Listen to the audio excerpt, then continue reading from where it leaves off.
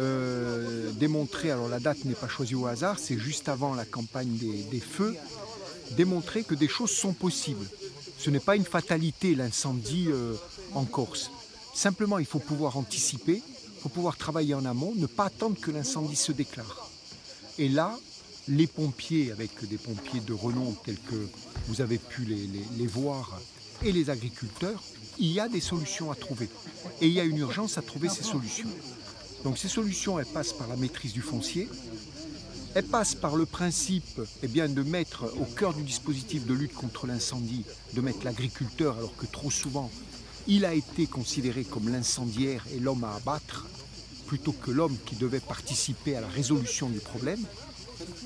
Et que cette idée-là, on veut la porter à un moment stratégique, une année stratégique où on annonce une canicule, où on a eu des pluies de printemps qui font qu'on a beaucoup de végétation, beaucoup d'herbes qui se sèchent et qui sont autant d'allumettes disséminées dans le maquis.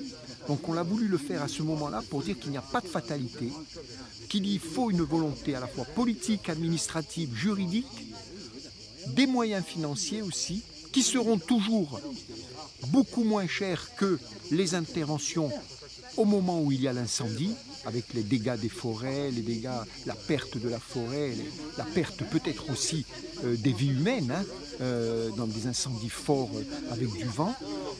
Donc tout ça, c'est une demande un message d'espoir sur les solutions à apporter, et aussi une continuité, parce que très prochainement, avec que ce soit Jackie Casano, vous,